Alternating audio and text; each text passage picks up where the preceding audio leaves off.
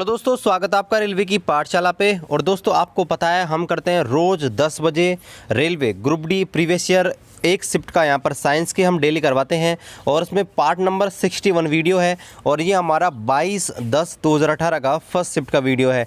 Guys जिससे पहले जो भी शिफ्ट हुई हैं उनका मैंने वीडियो सॉल्यूशन सबका करा दिया है और ये सीरीज़ बहुत ही इंपॉर्टेंट है क्योंकि आपको पता है यहाँ से यों के यों क्वेश्चन आने वाले हैं रिपीट। अब देखिए टाइम मैंने आपको 10 बजे बता रखा है, लेकिन आपको पता है थोड़ा बहुत टाइम आगे पीछे हो जाता है तो आप देख लेना, वो तो मैं आपको टाइम अपने आप दिखा देता है वीडियो में भाई कब लाइव होने वाला है। तो थोड़ा बहुत आपको पता है थोड़ा बहुत काम रहता है, इस वजह से थोड़ा वीडियो है वो थोड़ा लेट आ रहा है आज, तो एडजस्ट कर लेना। बाकी डेली आपको 10 बजे वीडियो हमारा मिलता है। तो चलिए शुरू करते हैं आज के इस वीडियो को। छोटा सा रिक्वेस्ट है, आप हमारी यूट्यूब चैनल पर नए हैं सब्सक्राइब कर दीजिएगा और अपने दोस्तों के साथ शेयर कर दीजिएगा। चलिए पहला जो क्वेश्चन है वो ये है कि भाई सार्वत्रिक गुरुत्वीय नियतांक जो है कैपिटल जी, उसकी खोज किसने की थी, मतलब उसका मान किसने निकाला था, बताइए। कमेंट कीजिए और यहाँ पर लाइव अपना आंसर चेक कीजिए और बताइए कि भाई इसका राइट आंसर है वो क्या होगा। यानी कि आपका सार्वत्रिक गुरुत्वीय नियतांक कैपिटल जी होता है, इसका मान होता है 6.67 10⁻11। ठीक है, बताइए इसका जो आपका मान ज्ञात किया था, ये मान वो किसने ज्ञात किया था। तो ये आपके थे हेनरी कैवेंडिश। कौन थे? हेनरी कैवेंडिश वो वैज्ञानिक थे जिन्होंने सार्वत्रिक गुरुत्वीय नियतांक कैपिटल जी की आपके खोज की थी। चलिए आपको दो स्टेटमेंट दे रखे हैं जो कि आपके 25 डिग्री सेल्सियस पर ध्वनि के गति के बारे में आपको दे रखे हैं। तो आपको बताना है कि भाई कौन सा कथन है वो आपके सत्य है। पहला आपको दे रखा है, देखिए पहला आपको दे रखा है भाई स्टील में ध्वनि की गति है वो 5960 है, जो कि आपको देखना है। और दूसरा आपके सामने आपको दे रखा है, एल्युमिनियम में जो ध्वनि की चाल होती है वो 6020 मीटर प्रति सेकंड होती है। तो बताइए कौन सा कथन आपके सत्य है। क्या पहला सत्य है, क्या दूसरा सत्य है, क्या दोनों सत्य हैं या दोनों ही गलत हैं। तो आपको पता होगा आपके जो स्टील में ध्वनि की चाल होती है वो आपके 5960 ही होती है, जबकि एल्युमिनियम में आपके 6400 होती है। ठीक है, लेकिन आपका ऑप्शन नंबर फर्स्ट है वो इसका राइट आंसर आ जाएगा, यानी कि सेकंड है वो इसका गलत आ जाएगा। इसका आंसर आ जाएगा आपका केवल पहला कथन सत्य है। क्या आंसर आएगा? केवल पहला कथन सत्य है। चलिए देखते हैं अगला क्वेश्चन। अगला जो क्वेश्चन है वो एक न्यूमेरिकल है और इसको करने के लिए मैं आपको थोड़ा समय दे देता हूं। देखिए आपसे पूछा है कि भाई 12 किलो की द्रव्यमान की कोई वस्तु है वो एक निश्चित ऊंचाई पर स्थित है। ठीक है, यदि इसकी स्थितिज ऊर्जा आपको दे रखी है 600 जूल, और तो आपसे पूछा है कि भाई ये धरती से कितनी ऊंचाई पर स्थित है। थोड़ा सा टाइम आपको देता हूँ करने के लिए, आप कीजिए और बताइए कि इसका राइट आंसर कितना है और चेक कर लीजिएगा और लास्ट में बताना कमेंट करके कि आज आपके इस सीरीज में कितने आंसर हैं वो सही हुए हैं। अब चलिए मैं आपको बताता हूँ कि स्थिति ऊर्जा की बात हो रही है तो भाई स्थिति ऊर्जा होती है mgh, जिसका मान आपको दे रखा है 600, m का मान है 12, g का मान है 10, h आपको ज्ञात करनी है बराबर है 600। अब देखिए ये 0 से ये 0 गया और h बराबर आएगा 60/12 और 60/12 का मतलब 5 मीटर। तो आंसर आ जाएगा 5 मीटर, इसका राइट आंसर आ जाएगा 5 मीटर। ठीक है, ऑप्शन नंबर फर्स्ट। चलिए अगला जो क्वेश्चन है वो ये है कि भाई राइजोइड्स के बारे में कौन सा कथन है वो आपके सत्य है। तो देखिए राइजोइड्स का पहले भी क्वेश्चन आया था। राइजोइड्स क्या होते हैं? राइजोइड्स आपके क्या होते हैं, जो आपके थैलस समूह होता है ना, थैलोफाइटा ग्रुप जो होते हैं ना, उनके अंदर क्या होते हैं कि जड़ जो होती है ना, जड़ उनमें एक प्रकार से आपके बाल से रोम से निकले होते हैं, मतलब एक प्रकार से रूट हेयर होते हैं। क्या बोलते हैं इनको? रूट हेयर बोलते हैं, यानी कि इनकी जड़ में छोटे छोटे बाल होते हैं वो आपके पाए जाते हैं। ठीक है, तो उनको बोलते हैं राइजोइड्स। वो क्या होते हैं? वो आपके एक पहली बात तो ये कि उनमें ना तो तना होती है ना पत्ती होती है और ना ही उनमें कोई जड़, आपके ना तना जड़ और पत्तियाँ तीनों नहीं पाई जाती हैं उन बालों में।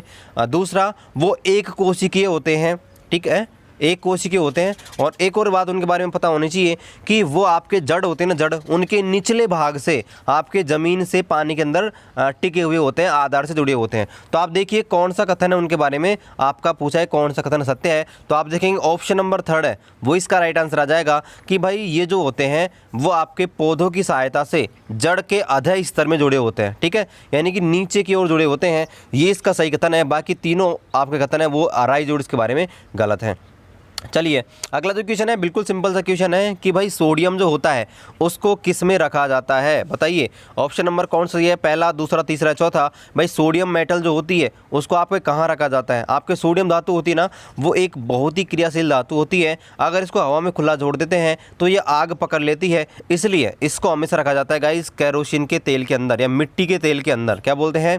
मिट्टी के तेल के अंदर इसको रखा जाता है, केरोसिन के अंदर रखा जाता है, ताकि ये आग नहीं पकड़े, अभिक्रिया नहीं नहीं करे। चलिए अगला जो क्वेश्चन है वो ये है कि भाई कोई यौगिक होता है, कोई कंपाउंड जो होता है, उसकी सबसे छोटी संभव इकाई जो होती है वो क्या होती है, यानी कि उसका सबसे छोटा जो हिस्सा संभव है ना, उसे क्या कहा जाता है? अणु, न्यूट्रॉन, परमाणु या नाभिक। ठीक है, तो आप क्वेश्चन में थोड़ा सा कन्फ्यूजन हो सकते हैं क्योंकि इस क्वेश्चन में आपको क्लियर नहीं किया गया है कि भाई जो आपका छोटी इकाई है उसके बारे में ये नहीं पूछा कि बताइए वो स्वतंत्र अवस्था में मिले या नहीं मिले। तो इस क्वेश्चन में आपको ये समझना है कि भाई ऐसे पूछा है कि उस यौगिक की सबसे छोटी इकाई क्या है जो कि स्वतंत्र अवस्था में पाई जा सकती है। आप इस क्वेश्चन को ऐसे पढ़ना है। तो गाइज उस अवस्था में आपका आंसर हो जाएगा अणु, है ना। अगर क्वेश्चन में ऐसे दिया होता कि भाई किसी आपका यौगिक है उसका वह छोटे छोटा रूप जो कि स्वतंत्र अवस्था में नहीं पाया जाता, तो आपके होता आपका परमाणु यानी कि ओटम आंसर होता, लेकिन स्वतंत्र अवस्था में पाया जाता है वो आपका होता है अणु यानी कि मोलिक्यूल। तो ऑप्शन नंबर फर्स्ट है वो इसका राइट आंसर आ जाएगा। चलिए अगला क्वेश्चन है उसको देखते हैं। चलिए देखते हैं अगला क्वेश्चन। अगला जो क्वेश्चन है ये है कि एक कण है वो आपके 4/3 मीटर प्रति सेकंड के त्वरण से त्वरित हो रहा है, यानी कि उसका त्वरण आपको दे रखा है, एक्सेलरेशन आपको दे रखा है कि भाई उसका एक्सेलरेशन है वो आपके 4/3 मीटर प्रति सेकंड स्क्वायर है। तो आपसे पूछा है कि भाई तीसरे सेकंड में इसके द्वारा तय की गई कितनी दूरी है। आपसे गाइस ये नहीं पूछा कि 3 सेकंड में तय की गई दूरी, आपसे पूछा है कि तीसरे सेकंड में तय की गई दूरी कितनी है। तो गाइस देखो इसको कैसे करेंगे, देखिए वैसे अगर आपको आता है तो आप कर लीजिए, नहीं तो मैं आपको बता रहा हूँ देखिए कैसे करते हैं। ए आपको दिया हुआ है कि ए आपको दे रखा है 4/3 है ना मीटर प्रति सेकंड स्क्वायर, और आपका u हो जाएगा 0 क्योंकि प्रारंभिक स्थिति से चलेगी तो उसका u क्या हो जाएगा 0। अब देखो दूरी आपसे पूछे, दूरी के बारे में आपको पता क्या है कि भाई s बराबर होता है ut plus half AT square. क्या होता है ut प्लस 1/2 AT स्क्वायर दूरी। अब देखो u का मान 0 है ना, तो इस ut का मान तो हो गया 0, यानी कि s हो जाएगी, s बराबर हो जाएगी 1/2 AT स्क्वायर। s बराबर क्या हो जाएगी 1/2 AT स्क्वायर। अब आपको ज्ञात करनी है कि भाई तीसरे सेकंड में, अब भाई तीसरे सेकंड में तय की दूरी कैसे निकालेंगे कि सर पहले तो ऐसे निकाल लो कि 2 सेकंड में कितनी दूरी तय करी, और फिर ये निकाल लो 3 सेकंड में कितनी दूरी तय करी और दोनों घटा दो, है ना। तो 3 सेकंड में तय की गई दूरी में से 2 सेकंड में से तय की गई दूरी घटाएंगे तो तीसरे सेकंड में तय की गई दूरी निकलेगी या नहीं निकलेगी, निकल जाएगी ना। तो देखो इसका मान हो जाएगा 1/2 AT square 3 minus 1/2 AT square 2। ठीक है, मैं ऐसे लिख देता हूँ। अब देखो 1/2, ठीक है, 1/2 एक का मान आपको दिया हुआ है 4/3, ठीक है, और t हो जाएगा 3 का स्क्वायर 9 माइनस 1/2 4/3 ए का मान आएगा, और t अब क्या हो जाएगा 2 सेकंड, तो 2 सेकंड का 2 का स्क्वायर करेंगे 4। अब देखो काटो, 3 से इसको काटेंगे ये आ जाएगा 3, इससे काटेंगे 2, है ना, तो यहाँ आ गया 6, मैं साइड में लिख लेता हूँ 6, यहाँ आ गया 6 माइनस इस 2 से ये 2 गया और 4 दूनी 8/3, 6 माइनस 8/3 ये इसका आंसर आएगा। इसको हल करते हैं तो 6 × 18, 18 में से 8 जाएंगे 10, 10/3, ठीक है, 10/3 मीटर है वो इसका राइट आंसर आएगा, ऑप्शन नंबर 3। ठीक है, बात समझे या नहीं समझे, देखो क्वेश्चन बस ऐसे ना सा बोल रहा है कि भाई एक त्वरण है उसका एक्सेलरेशन 4/3 है, तो आपसे पूछा कि तीसरे सेकंड में तय की गई दूरी, यानी कि पहली दूसरी तीसरे सेकंड में, ऐसे नहीं बोला कि टोटल 3 सेकंड में। तो भाई तीसरे सेकंड कैसे ज्ञात करेंगे कि भाई 3 सेकंड में कितनी दूरी तय करी और 2 सेकंड में कितनी दूरी तय करी, घटा दो तो तीसरे का निकल आएगा। चलिए अगला जो क्वेश्चन है वो ये है, ग्रेविटेशनल जो फोर्स होता है, गुरुत्वीय बल होता है या गुरुत्वीय त्वरण होता है, उसके बारे में आपको कथन दिए हुए हैं। आपसे बोला है कि बताइए कौन सा कथन है वो आपके सत्य है। तो देखिए आपको पता है गुरुत्वाकर्षण के द्वारा किया गया कार्य किस पर निर्भर करता है। आप देखिए गुरुत्वाकर्षण के द्वारा जो किया गया कार्य होता है ना, उसको आप हमेशा क्या मानते हो, आपके स्थितिज ऊर्जा, क्या मानते हैं, स्थितिज ऊर्जा माना जाता है mgh। तो आपका जो गुरुत्वाकर्षण का जो नियम है, ठीक है, गुरुत्वाकर्षण के द्वारा किया गया कार्य होता है वो mgh होता है। और आपको ये ध्यान रखना है mgh में जो रोल निभाता है वो हाइट निभाता है ना, हाइट चेंज होने पर mgh का मान चेंज होता है। तो आपको इतना सा ध्यान रखना है कि वस्तु की प्रारंभिक ऊंचाई और अंतिम ऊंचाई है उस पर जो गुरुत्वाकर्षण के द्वारा किया गया कार्य होता है वो आपके निर्भर करता है। चलिए अगला जो क्वेश्चन है वो ये है कि एक विलयन में पानी की 320 ग्राम मात्रा है और उसमें सामान्य नमक 43 ग्राम घुला हुआ है, तो द्रव्यमान प्रतिशत के द्वारा विलयन की सांद्रता की गणना करो। तो देखो आपको ये दे रखा है कि भाई ये आपका विलेय पदार्थ है ना, विलेय पदार्थ होता है जो जिसको घोला जाता है। तो विलेय आपका नमक है 43 ग्राम विलायक आपको दे रखा है भाई किसके अंदर घोला जाता है, जो कि है पानी, जो कि है 320 ग्राम। ठीक है, अब देखो आपको मैंने द्रव्यमान प्रतिशत करवाया था आपके केमिस्ट्री के अंदर न्यूमेरिकल में, आपको बताया था भाई कि आपका जो द्रव्यमान प्रतिशत निकालते हैं वो होता है विलेय का भार बटे विलयन का भार, विलेय का भार बटे विलयन का भार इंटू 100। तो देखो विलेय का भार क्या है भाई, विलेय का भार है 43, विलयन का भार क्या है सर, दोनों को जोड़ दो, विलेय प्लस विलायक, तो 320 प्लस 43 कितना हो गया 363, और गुणा कर देंगे 100 से, इसको हल करेंगे तो हल करने पर आंसर आएगा वो आएगा 11.85%। क्या आ जाएगा 11.85%। ऑप्शन नंबर सेकंड है वो इसका राइट आंसर आ जाएगा। चलिए अगला जो क्वेश्चन है वो ये है कि भाई जब आपके पौधे होते हैं है ना, पौधे का कोई भाग होता है वो प्रकाश की अनुपस्थिति में वृद्धि करता है, तो उस प्रोसेस को क्या कहा जाता है। अब देखिए होता क्या है कि जब हम कोई बीज होता है उसको अंदर मिट्टी के अंदर डालते हैं ना, जब कोई बीज होता है उसको मिट्टी के अंदर डालते हैं तो उनमें क्या पाए जाते हैं, उनके अंदर एक आपके बहुत सारे हार्मोन निकलते हैं, ऑक्सीजन हार्मोन निकलता है, जो करता क्या है उसको प्रकाश की ओर गति करने में मदद करता है। आपने देखा होगा हम कोई बीज अंदर डालते हैं मिट्टी के अंदर तो उसका तना जो होता है वो ऊपर की ओर निकलता है और जड़ होती है नीचे की ओर, है ना। तो जो तना ऊपर की ओर निकलता है ना इसको बोलते हैं प्रकाश अनुवर्तन, मतलब प्रकाश की दिशा में गति करना, और विपरीत दिशा में गति करना मतलब नीचे की ओर गति करना उसे बोलते हैं ऋणात्मक प्रकाश अनुवर्तन। तो आपसे पूछा है कि ऐसी प्रक्रिया जो ऐसी प्रोसेस जो प्रकाश की अनुपस्थिति में होती है तो गाइस उसको क्या बोला जाएगा, आपके ऋणात्मक प्रकाश अनुवर्तन, यानी कि नेगेटिव आपका फोटोप्लाज्म, क्या बोलेंगे नेगेटिव फोटोप्लाज्म। इंग्लिश ट्रांसलेशन थोड़ा सा गलत है ना, इसको आप चेक कर लेना। ठीक है, चलिए अगला जो क्वेश्चन है उसको देखते हैं कि आधुनिक आवर्त सारणी होती है, मॉडर्न पीरियोडिक टेबल है, उसमें आपको तत्व दे रखा है जिसका इलेक्ट्रॉन विन्यास है 2, 8 और 3। तो बताइए यह किस आवर्त में रखा जाएगा। मैंने आपको पीरियोडिक टेबल में ऐसे क्वेश्चन है बहुत ही बेसिक तरीके से करा दिए हैं, 4 स्पेशल वीडियो बना दिए हैं पीरियोडिक टेबल के ऊपर, नहीं देखे हैं तो प्लीज़ जाइए और केमिस्ट्री वाली प्लेलिस्ट में जाइए और वहाँ जाकर आप पूरे वीडियो देख लीजिए। तो मैंने आपको उस टाइम बताया था कि भाई इलेक्ट्रॉनिक विन्यास होता है ना, उससे आवर्त संख्या निकालना बहुत ही आसान होता है। इनको गण लीजिए, देखिए 1, 2, 3 आपको दे रखा है ना, ये कक्षाएं होती है, देखो 1, 2, 3, तो भाई कितने कौन सा आवर्त हो जाएगा, तीसरा आवर्त। कितना हो जाएगा, तीसरा आवर्त। चलिए अगला जो क्वेश्चन है वो ये है कि भाई निम्न में से कौन सी विशेषता होती है वो तत्वों की आवर्ती विशेषता नहीं होती है। आवर्ती विशेषता का मतलब ये होता है कि भाई वो एक कोई भी आपका पीरियोडिक टेबल है उसमें 2 तत्व आपस में समानता नहीं दिखाएंगे, मतलब किसी निश्चित अंतराल के बाद उनमें पुनरावृत्ति नहीं होती है, उसे बोलते हैं आवर्तता, है ना। आवर्तता का मतलब है रिपीट होना, कोई गुण किसी गुण का आपका रिपीटेशन होना, उसे बोलते हैं आवर्तिता। ठीक है, अब आपसे पूछा कि कौन सा गुण है वो आपके बदलता मतलब रिपीट नहीं होता, तो आपने देखो आधुनिक आवर्त सारणी पढ़ी होगी तो इलेक्ट्रॉन बंद पड़े होंगे, इलेक्ट्रॉन आपके धनात्मकता पढ़ी होगी, परमाणु आकार देखा होगा वर्ग में आकार में कैसे बदलता है, लेकिन आपने कभी भी न्यूट्रॉन प्रोटॉन के अनुपात में नहीं पढ़ा ना, तो यही इसका राइट आंसर आ जाएगा कि भाई ये आपके तत्वों की आवर्ती विशेषता नहीं होती है। ठीक है, चलिए अगला जो क्वेश्चन है बहुत ही सिंपल सा क्वेश्चन है कि भाई समय के साथ किसी वस्तु का जो वेग होता है उसको दिखाने वाला ग्राफ क्या कहा जाता है। बताइए, इससे सीधा सवाल कोई आएगा क्या।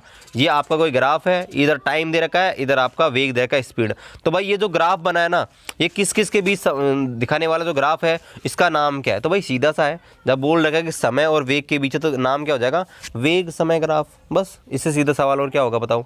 चलिए अगला जो क्वेश्चन है वो ये है कि भाई जब कोई मिश्र धातु बनती है, ठीक है, कोई मिश्र धातु बनती है तो अगर एक धातु उनमें कोई मरकरी है तो उस मिश्र धातु को क्या कहा जाएगा।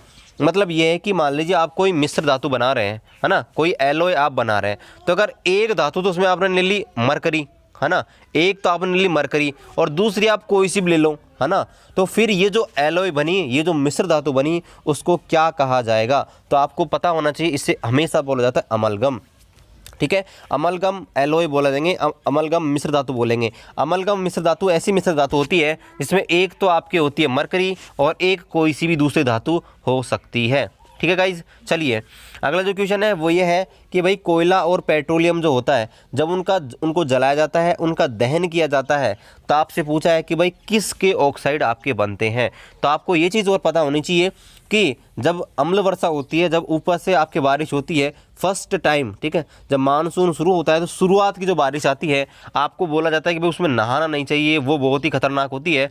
वह ऐसा इसलिए होती है क्योंकि हमारे वायुमंडल में सल्फर के कार्बन के क्या पाए जाते हैं, ऑक्साइड पाए जाते हैं, आपने पढ़ा होगा, जिसके कारण ये पानी में घुलकर नीचे आ जाते हैं तो कार्बोनिक अम्ल और सल्फ्यूरिक अम्ल बना देते हैं। तो यही क्वेश्चन पूछा है कि भाई आप कोयले को और पेट्रोलियम को जलाते हैं तो उसका दहन से कौन से ऑक्साइड बनते हैं, तो इसका आंसर आ जाएगा भाई नाइट्रोजन के और सल्फर के, दोनों के आपके ऑक्साइड बनते हैं जब हम किसी पेट्रोलियम को जलाते हैं तब। चलिए अगला जो क्वेश्चन है वो विद्युत धारा वाले चैप्टर से रिलेटेड है, जो कि बहुत ही सिंपल सा न्यूमेरिकल है। और इसमें आपको बोला है कि भाई 11 वोल्ट का विभवांतर है और उसको दो बिंदुओं के बीच हम ले जाना चाहते हैं और उनका जो कुलाम चार्ज है, ठीक है, आवेश है, उसका मान है 4 कुलाम। तो इसको करने में कितना कार्य करना पड़ेगा। गाइस ये क्वेश्चन बहुत बार आया है और मैंने आपको पहले कराया था कि ये आपके विभवांतर की परिभाषा से होता है। विभवांतर की परिभाषा क्या होती है कि भाई निश्चित चार्ज को, किसी निश्चित आवेश को दो बिंदुओं के बीच आवेश दो बिंदुओं तक आपके स्थानांतरित करने में जो किया गया कार्य होता है उसे बोलते हैं हम आवेश। ठीक है, तो भाई आपका ये पूछा कितना कार्य करना पड़ेगा, तो आपका विभवांतर होता है वो होता है कार्य बटे आवेश। तो आप सोचते कार्य कितना होगा, तो कार्य होगा W बराबर QS, वो W बराबर हो जाएगा आपके QV, क्या हो जाएगा QV। Q का मान आपको दे रखा है भाई आपके 4 और V का मान है 11, तो आंसर आ जाएगा 44 वोल्ट। ठीक है, वो वोल्ट नहीं, आपके कार्य होता है इसका मात्रक होता है जूल, तो 44 जूल है, उसका राइट आंसर आ जाएगा ऑप्शन नंबर 3।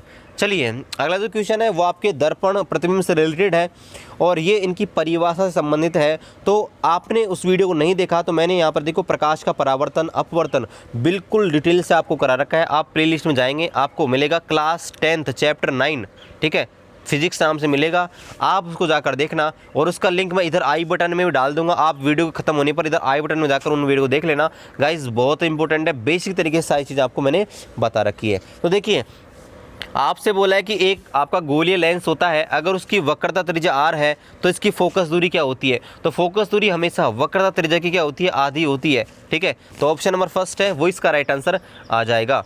चलिए अगला जो क्वेश्चन है वो ये है कि भाई कार्बन डाइऑक्साइड होती है CO2 जो होती है, ठीक है, उसके 10 मोल का द्रव्यमान ज्ञात कीजिए। अब पहले तो हम 1 मोल का ज्ञात करते हैं, भाई CO2 है, तो देखिए कार्बन का कितना होता है सर, कार्बन का होता है 12 प्लस ऑक्सीजन का होता है सर 16, लेकिन ऑक्सीजन एक नहीं है 2 है, तो 2 से गुणा कर देंगे तो 12 प्लस 16 दूना 32, कितने हो गए सर 44। ठीक है, तो सर 44 हो गया 1 मोल का, और आप सोचा कि 10 मोल का, तो 10 मोल से मल्टीप्लाई करेंगे तो 440 है, वो इसका राइट आंसर आ जाएगा कि भाई 440 आपका मोल है, वो इसका राइट आंसर आ जाएगा, 440 द्रव्यमान इसके अंदर हो जाएगा। चलिए अगला क्वेश्चन देखते हैं। अगला जो क्वेश्चन है वो ये है कि भाई शक्ति का अंतर्राष्ट्रीय मात्रक क्या है, शक्ति जो है उसका अंतर्राष्ट्रीय मात्रक क्या है, तो आपको पता होगा शक्ति का अंतर्राष्ट्रीय मात्रक होता है वाट, है ना, फिर होते हैं किलोवाट, ठीक है, वो अलग चीज़ है, लेकिन जो अंतर्राष्ट्रीय मात्रक होता है शक्ति का वो आपको होता है वाट। शक्ति क्या होती है, कार्य करने की दर, कुलाम जो होता है वो आपके होता है आवेश का, जूल होती है वो होती है कार्य और ऊर्जा का, एम्पेयर होती है धारा का। ठीक है, चलिए अगला जो क्वेश्चन है वो ये है कि मानव की त्वचा होती है वो किस से बनी होती है, मानव की जो त्वचा होती है किस उत्तक से बनी हुई होती है, ये आपसे पूछा है। तो आपको ध्यान होना चाहिए जो मानव की त्वचा होती है वो आपके एपिथेलियम उत्तक से बनी हुई होती है, लेकिन चारों ऑप्शंस में आपके एपिथेलियम उत्तक है उसके बारे में कहीं नहीं दे रखा, एपिडर्मल कोशिका दे रखी है। लेकिन आपको एक चीज़ ध्यान रखनी है, एपिडर्मल कोशिका इसका राइट आंसर जब आता जब आपसे यह पूछा जाता कि भाई हमारी त्वचा होती है उसका आउटर जो त्वचा होती है, आउटर बाहर की जो आवरण होता है उसको क्या बोलेंगे, तो आपका एपिडर्मल आंसर होता है। रेलवे ने भी इस क्वेश्चन को नेगलेक्ट किया था, लेकिन इस क्वेश्चन का राइट आंसर आ जाएगा एपिथेलियम टिश्यू, लेकिन वो आपको ऑप्शन में नहीं दिया गया है। चलिए अगला जो क्वेश्चन है वो ये है कि भाई लोहे की कील होती है उसका घनत्व पानी के घनत्व से कितना होता है, ज़्यादा होता है, कम होता है, बराबर होता है, क्या होता है। तो आपको पता होगा कि भाई लोहे की कील को जब हम पानी के अंदर डालते हैं तो वो डूब जाती है, और आपको एक चीज़ ध्यान रखनी है, वही चीज़ डूबती है पानी के अंदर जिसका डेंसिटी, जिसका घनत्व ज़्यादा होता है, तो सीधी सी बात है उसका घनत्व क्या होगा, ज़्यादा। लोहे का जो घनत्व होता है लोहे की कील का वो ज़्यादा होता है, इस वजह से वो पानी के अंदर डूब जाता है। चलिए अगला जो क्वेश्चन है वो ये है कि भाई निम्न में से कौन सा एक अंडप का भाग नहीं है। तो देखिए बहुत जल्दी हम बायोलॉजी में पादप वाला चैप्टर पढ़ेंगे, मतलब पादप का उसमें देखेंगे कैसे कैसे प्रोडक्शन होता है, उस समय मैं आपको बताऊंगा कि अंडप होता है ना वो आपके जो पादप होता है, फूल होता है, फूल उसके अंदर आपका क्या होता है, उसके अंदर आपका फीमेल भाग होता है ना, आपका जो फीमेल वाला भाग होता है, मादा भाग होता है, फूल होता है मादा का भाग, है ना, जो मादा होता है ना फीमेल, उसका जो पार्ट होता है वो आपके फूलों के अंदर उसको बोलते हैं अंडप, यानी उसको कार्प बोलते हैं। तो गाइज इसके 3 भाग होते हैं, जो आपके अंडप होते हैं, जो फीमेल होते हैं पौधों में, वो आपके पादप में, है ना, फूलों में, उसके 3 होते हैं। एक होता है वर्तिकाग्र, एक होता है आपका अंडाशय, एक होता है वर्तिका, यानी कि स्टाइल, ओवेरी और स्टिग्मा, 3 भाग होते हैं। जबकि फीमेल वाला भाग होता है उसमें आपके पुंकेसर आता है। तो ये पूछा है कि भाई कौन सा अंडप का भाग नहीं है, तो पुंकेसर इसका भाग नहीं है, पुंकेसर आपके नर तंत्र का भाग होता है। चलिए अगला क्वेश्चन आपसे पूछा है कि भाई 10 किलो की एक वस्तु है, ठीक है, जो आपके ज़मीन से 7 मीटर की ऊंचाई पर स्थित है, तो इसमें निहित ऊर्जा कितनी होगी। अब देखिए आपको बताया था कि भाई जब भी कोई वस्तु किसी निश्चित ऊंचाई पर स्थित होती है तो उसमें आपके स्थितिज ऊर्जा होती है, हमेशा ध्यान रखना, और उसका मान होता है mgh। m का मान है 10, g का मान आपको 9.8 दिया हुआ है, और हाइट आपको दे रखी है 7, मल्टीप्लाई करने ना आंसर आएगा 588 जूल। क्या आ जाएगा 588 जूल, यानी कि ऑप्शन नंबर 4 है वो इसका राइट आंसर आ जाएगा। चलिए अगला जो क्वेश्चन है वो ये है ना, इस क्वेश्चन को आप गलत करोगे मुझे पता है। मानवों में नर युग्मक के रूप में कौन सा गुणसूत्र होता है, वो वाहक होता है। यानी कि आपसे ये पूछा है कि आपका जब नई संतान की उत्पन्न होती है तो आपका जो नर होता है ना, नर पुरुष में आपके 2 होते हैं, एक नर होता है, एक मादा होती है, ठीक है, मेल होता है, फीमेल होता है। तो आपसे पूछा है कि पुरुष जो होता है उससे आपका कौन सा गुणसूत्र होता है, कौन सा क्रोमोसोम है वो आपको मिल सकता है नई पीढ़ी के अंदर, नई संतान के अंदर। तो आपको पता होना चाहिए जो नर होता है उसके अंदर जो क्रोमोसोम पाए जाते हैं, है ना, वो आपके पाए जाते हैं XY, और मादा के अंदर पाए जाते हैं XX। तो आपको ये ध्यान रखना है, पुरुष से देखो X भी मिल सकता है और Y भी मिल सकता है, लेकिन मादा से फीमेल से सिर्फ X मिलेगा।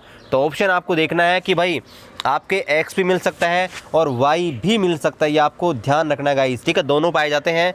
तो X और Y दोनों ही आपके मिलते हैं, ये आपको ध्यान रखने हैं, ठीक है, यानी कि X भी मिलेगा Y भी मिलेगा, यानी कि या तो X मिलेगा या Y मिलेगा, ठीक है। राइट आंसर क्या होगा भाई, राइट आंसर ये होगा तो X मिलेगा या Y मिलेगा, क्योंकि दोनों तो मिल नहीं सकते, क्योंकि दोनों में से एक तो फीमेल का मिलता है, एक मेल का मिलता है। तो ध्यान रखना आपको, या एक ही मिलेगा दोनों में से, या तो X मिलेगा या Y मिलेगा। अगर X मिलता है ना, अगर मान लो मैं आपको थोड़ा सा और डिटेल्स बताता हूँ, ये मेल होता है ना, ये फीमेल होता है, इसके पास XY होता है, इसके पास XX होता है। अब देखिए फीमेल से तो हमेशा X ही मिलेगा, लेकिन मेल से X मिल सकता है और मेल से Y मिल सकता है। अब मान लीजिए फीमेल का X मिला और मेल से X मिला, तो नई पीढ़ी बनेगी, उसमें आएगा XX, और ये हमेशा लड़की पैदा होगी। मान लीजिए मेल से मिला Y, है ना, और फीमेल से मिला X, तो ये बनेगा XY, ठीक है, और ये बनेगा लड़का। तो इस प्रकार से जो संतति होती है उसमें आपका लिंग का निर्धारण इस प्रकार से होता है। तो इसका आंसर आएगा भाई या तो X मिलेगा या Y, दोनों एक साथ नहीं मिल सकते क्योंकि फीमेल का भी तो मिलेगा, ठीक है।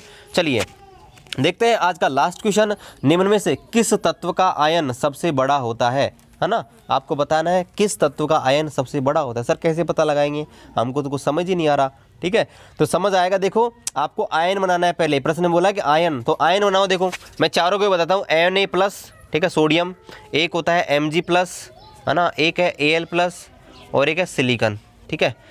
अब देखो इनका कैसे कैसे बनेगा, ठीक है, Si+4 होता है वैसे तो, है ना, Si2 भी होता है, 4 भी होता है। अब आपको एक चीज़ चेक करनी है, देखो किसका आकार आपके बड़ा होगा। आपको एक चीज़ ध्यान रखनी है, Mg+2 होता है, Al+3 होता है, हाँ ये है ना। अब देखो किसका आकार बड़ा होता है, मैंने आपको पीरियोडिक टेबल पढ़ाई थी, तब आपको बताया था कि जितना किसी भी आयन के ऊपर ऋणावेश होता है उसका आकार उतना ही बड़ा होता है, और जिस आयन के ऊपर जितना कम धनावेश होता है उसका आकार उतना ही बड़ा होता है।